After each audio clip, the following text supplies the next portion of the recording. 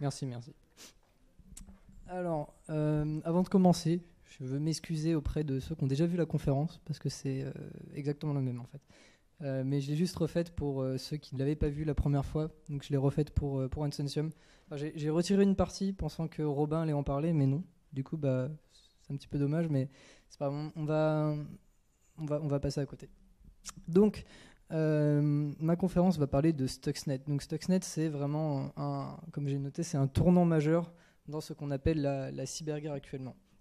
Donc, avant de parler de Stuxnet, on va faire un petit tour aussi sur le terme hacking, que moi aussi je trouve un peu... il n'a pas vraiment de sens dans le sens informatique. C'est pour ça qu'on va voir très rapidement l'histoire du hacking. Donc le hacking, c'est l'art et la manière de modifier un élément physique ou virtuel de sorte à ce que celui-ci n'est pas le comportement prévu initialement par ses créateurs. Donc on peut le voir au début, le terme hacking n'a presque aucun rapport avec l'informatique. Et en effet, les premiers utilisateurs du mot hacker, c'est les étudiants du MIT en 1960 dans leur club de train, qui fait des maquettes de train. Ils ont modifié les moteurs pour qu'ils aillent plus vite, et puis ils ont dit que c'était des hackers, du coup, c'est absolument pas informatique.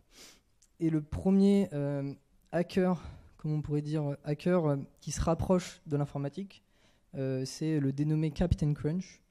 Donc Captain Crunch, John Draper.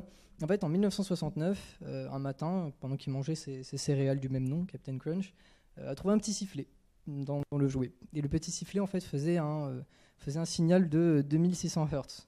Et en fait, ce signal, c'était le signal utilisé par AT&T dans leur cabine téléphonique pour pouvoir passer des appels long courrier gratuitement.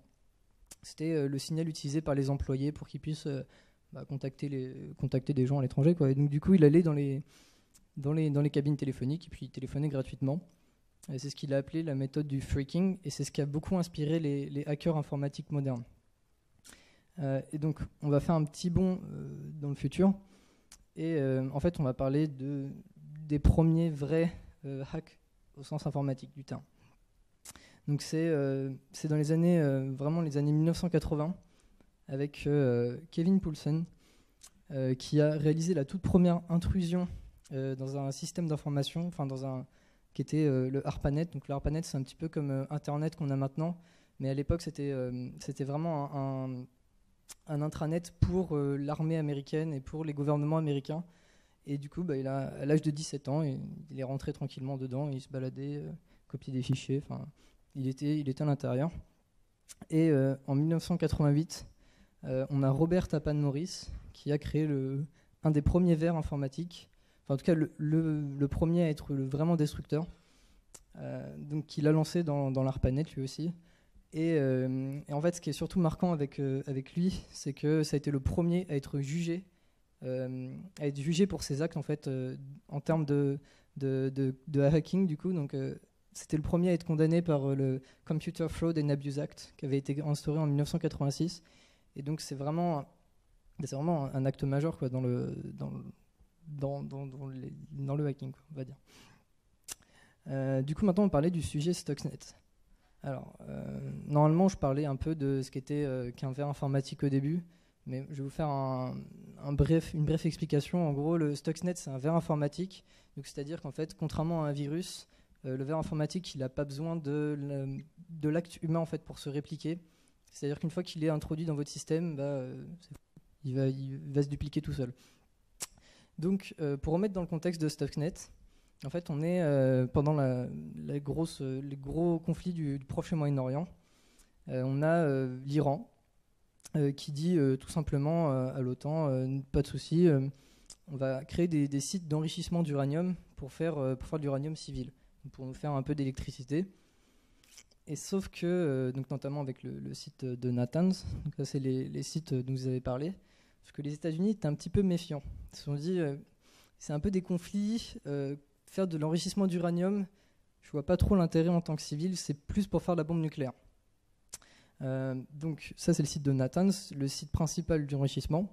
Et le problème c'est que les États-Unis étant persuadés que c'était de l'enrichissement pour faire une bombe nucléaire, pour avoir l'arme nucléaire. En fait, ne pouvait pas tout simplement aller bombarder le site. Enfin, c'est un petit peu trop compliqué, ça a créé plein de conflits avec l'ONU, avec l'OTAN. Enfin, je vous laisse imaginer ce qui se passe si jamais ils déclarent une nouvelle guerre comme ça en faisant exploser un site. Donc c'est pas une bonne idée. Après, ils se sont dit, bon, pourquoi pas envoyer un espion sur place, ce qui peut être une bonne idée aussi, mais le problème d'envoyer un espion sur place, c'est que c'est très risqué. Il peut se faire abattre, ou alors il peut aussi créer un conflit. Finalement, si on se rend compte que c'était un espion américain, je vous laisse aussi imaginer ce qui se passe, donc c'est pas une bonne idée. Et c'est là qu'en fait, ils ont décidé de faire un petit virus informatique, un petit ver, donc le ver Stuxnet. Donc en fait, Stuxnet, c'est un ver qui naît du projet américain qui s'appelle Olympic Games, donc qui est un projet lancé par la NSA qui a pour but en fait de mettre en œuvre des armes, des nouvelles armes en fait pour la guerre. Donc, là, comme on le voit, c'est un ver informatique, mais ils font plein d'autres choses. Il y a aussi tout ce qui est exosquelette, tout ça, ça fait partie de ce genre de projet de chez Olympic Games. Donc nous, on va parler de Stuxnet parce que c'est le sujet de ma conférence. Alors, le principe de Stuxnet, il est simple. On va s'introduire dans l'usine. Ensuite, on va avancer jusqu'aux ordinateurs qui contrôlent les centrifugeuses. On va se substituer au programme de gestion des centrifugeuses. Puis on va tout faire éclater. Dit comme ça a l'air plutôt simple, mais en réalité, c'est vraiment compliqué. Et donc c'est pour ça qu'en fait, on a plusieurs problèmes qui se forment, plusieurs problématiques à ce projet. Mais déjà, comment s'introduire dans l'usine, c'est quand même quelque chose d'assez compliqué. Après, on a comment le virus va-t-il se répliquer, parce qu'il n'est pas forcément arrivé directement sur l'ordinateur qui contrôle les centrifugeuses. Donc comment, à partir de l'ordinateur où il est rentré, il va trouver ces centrifugeuses et donc il va se répliquer. Après, comment il va passer au-delà des sécurités. Parce que, comme on l'a dit, il y a des ingénieurs derrière pour sécuriser les usines nucléaires. Enfin, surtout les usines nucléaires, ça doit être pas mal protégé. Ensuite, faut se faire passer pour le programme des centrifugeuses. Et bien sûr, rester discret. Parce que si le virus se fait repérer, le projet est fini. Donc c'est là que nos hackers américains, donc la NSA, a demandé aux Israéliens qui ont eux une très grosse armée. En fait, ils ont une armée qui est spécialisée dans le hacking informatique. C'est qu'ils ont carrément des soldats sur terrain qui vont aller se cacher dans un coin, sortir leur ordi, qui vont aller pirater les systèmes adverses. Et qui sont très très puissants et ils leur ont demandé de l'aide. Donc maintenant que le virus était fait, il fallait toujours s'introduire. Donc c'est pour ça qu'ils ont utilisé ce qu'on appelle le social engineering, dont nous a parlé Robin juste avant. Donc c'est utiliser les failles dans le système humain. Enfin bref. Donc du coup ce qu'on a fait en fait, c'est que on a pris le virus et on l'a mis sur des clés USB. Et les clés USB, on les a réparties un petit peu partout autour. Et en fait, le but de cette opération, c'est qu'il y ait un employé qui se balade dehors et qui trouve une clé USB et qui décide de la brancher sur son ordinateur. Ça paraît absurde, mais si tu trouves une clé USB par terre, je te laisse imaginer ce que tu peux faire avec. On ne sait jamais ce qu'il y a dedans. Enfin, même moi, je la mettrais sur mon ordinateur. J'en ai des amis qui en ont fait l'épreuve aussi récemment. Donc, c'est exactement ce qui s'est passé. On a notre petit employé Barry qui a récupéré la clé USB et qui l'a branchée sur son ordinateur. À partir de là, c'est fini. À partir de là, en fait, le virus était installé sur son ordinateur. Donc là, le virus, il est tranquillement installé sur l'ordi. Maintenant, il faut qu'il bypasse les antivirus, il faut qu'il passe à côté des antivirus. Et en fait, le Stuxnet utilisait beaucoup de failles qu'on appelle zero day. En fait, ce sont des failles qui ont été découvertes, mais qui n'ont jamais été mis à jour au grand public en fait. C'est des failles qui sont souvent découvertes par des groupes et en fait ils vont les exploiter et comme la société ayant la faille n'est pas au courant, en fait c'est une faille qui marchera toujours quoi, jusqu'au moment où la société décide de le patcher.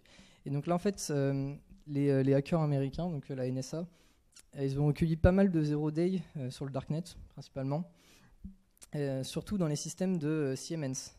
En fait, Siemens, c'est vraiment ce qu'il y avait d'implémenté sur place. Donc Siemens, c'est eux qui font les contrôleurs des centrifugeuses, c'est eux qui font les systèmes d'exploitation sous lesquels sont les ordinateurs, c'est eux qui font les bases de données du site nucléaire, enfin c'est eux qui ont tout. Et en fait, ce que va faire notre virus, c'est qu'il va modifier sa signature électronique pour se faire passer pour un programme venant de Siemens. Une petite faute, c'est un peu... Bon, c'est pas grave. En gros, la signature électronique, c'est un petit peu comme une carte d'identité. Imaginons tu veux rentrer dans un pays qui accepte uniquement les gens venant de France. Si tu as une carte d'identité venant de l'Angleterre, ils ne te laisseront pas rentrer. Par contre, si tu as une carte française, ils vont te laisser rentrer. Là, c'est pareil, l'antivirus était configuré pour laisser passer tous les programmes venant de Siemens. Donc comme eux, ils avaient une signature venant de Siemens, ils se sont dit, il n'y a pas de souci, c'est un programme qui vient d'un développeur sûr. Malheureusement, non, toujours pas. Donc maintenant, il est rentré sur l'ordinateur, il a passé les antivirus et maintenant, il est tranquillement installé sur le bureau, il attend un petit peu. Maintenant, il faut qu'il puisse se dupliquer, se répliquer, passer sur d'autres ordinateurs. Donc il va utiliser les dossiers partagés et les drives. Donc là, il va tout simplement se copier sur vos dossiers partagés, sur vos drives.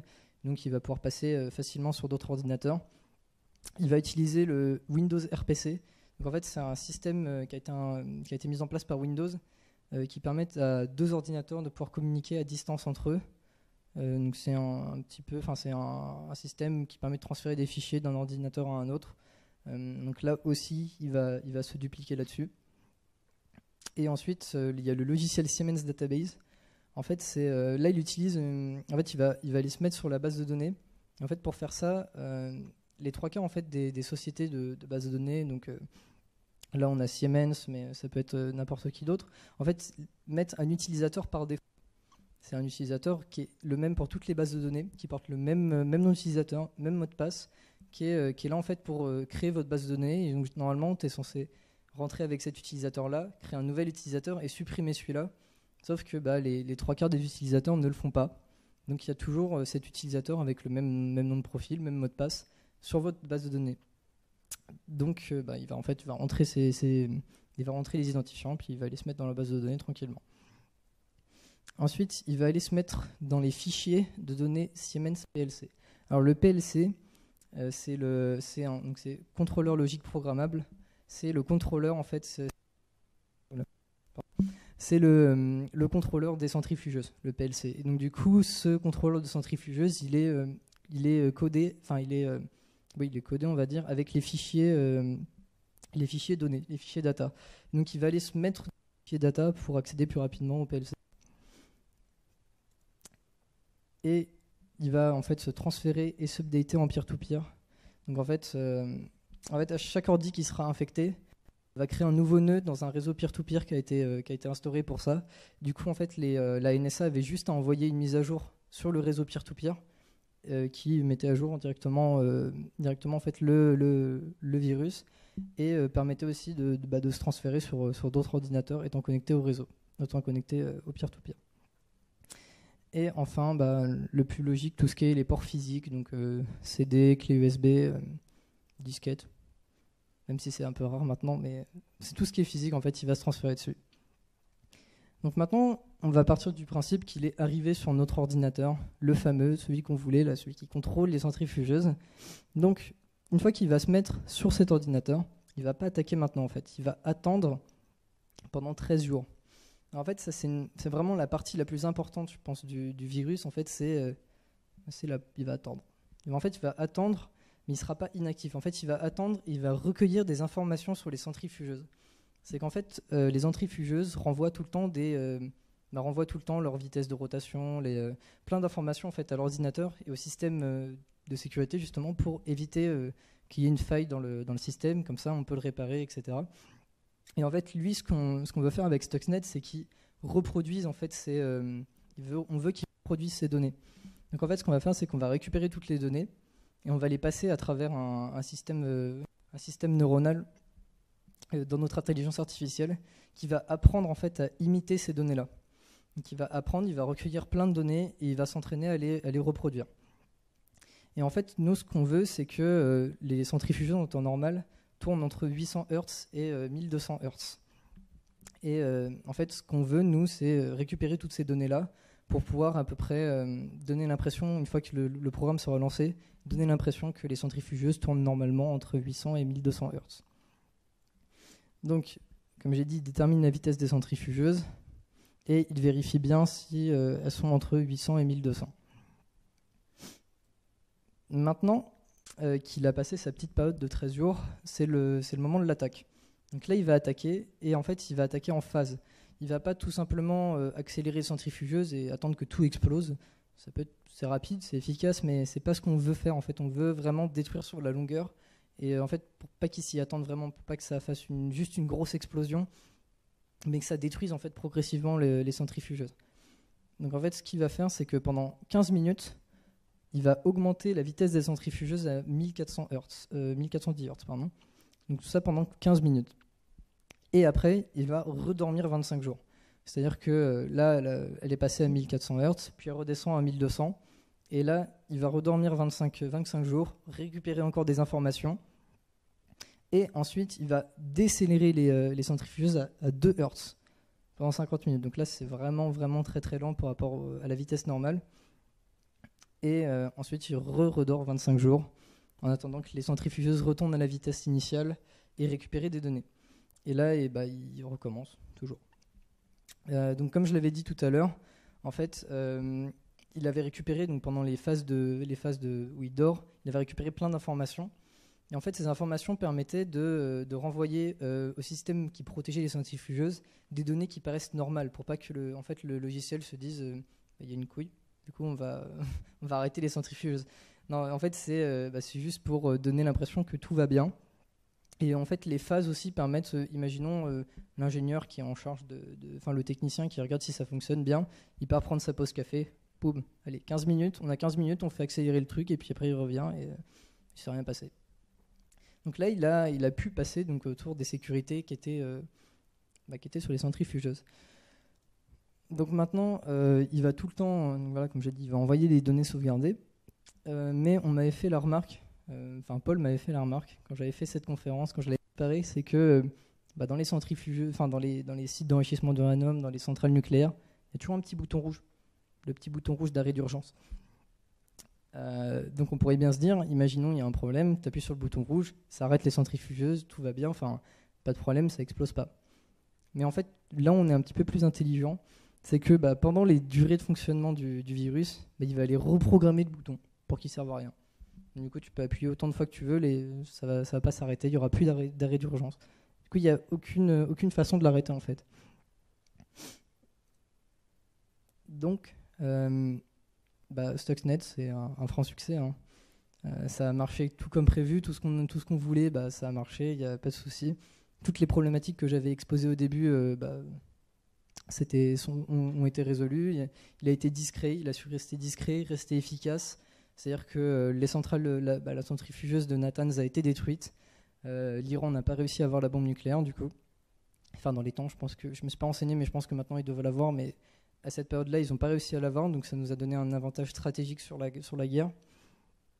Et donc, le problème, c'est... Enfin, pas le problème, le résultat du compte, c'est qu'on a 45 000 ordinateurs qui ont été infectés, et dont 30 000 en Iran. Parce qu'en fait, le virus s'arrêtait pas juste à la réplication en Iran. En fait, du coup, vu qu'il était instauré sur les PC, il a fini, vu que c'est un ver, il a fini par se propager partout dans l'Europe. Il est même arrivé jusqu'à nos centrifugeuses en France. On aurait pu passer sur un gros désastre avec les centrifugeuses en France qui ne marchent plus. Mais là, encore une fois, en fait, c'était pas possible. Parce qu'en fait, dans le code, il y avait réellement spécifié que les centrifugeuses qu'on visait, c'était celles du site de Natanz. En fait, c'est ça qui nous a permis de déterminer que ce virus a été fait. C'était vraiment en fait une arme et non pas un petit virus qui a été fait par un hacker, par un black hat dans sa chambre comme ça. Il s'est mis à faire un virus pour détruire des trucs. C'était vraiment une arme en fait qui a été fait pour détruire Natanz. Et plus tard après, ça a été approuvé par la NASA, par la NSA que c'était eux. Donc on a 1000 centrifugeuses qui ont été détruites. Donc Chuck Norris a bien prouvé ça. C'était un franc succès. Maintenant, le problème, il reste une dernière question à se poser, en fait, c'est quel sera le prochain Stuxnet. En fait, le problème de Stuxnet, c'est que maintenant, il est disponible en open source sur Internet. Même moi, je l'ai trouvé. Il y a un GitHub. Il y a tout simplement un GitHub où il y a le virus dessus. Du coup, maintenant, en fait, la question qu'on se pose, c'est qui sera la prochaine personne, qui sera le prochain pays ou le prochain groupe d'activistes qui va récupérer ce virus pour l'utiliser et faire autre chose. Parce que là, en fait, on avait... Là, ça spécifiait seulement les contrôleurs de centrifugeuses, mais on peut le faire avec n'importe quoi. On peut l'utiliser pour pour une centrale de pétrole, pour une pompe à pétrole en plein milieu de l'océan, on peut le faire avec centrale nucléaire, centrale électrique, avec tout ce que vous pouvez imaginer en fait.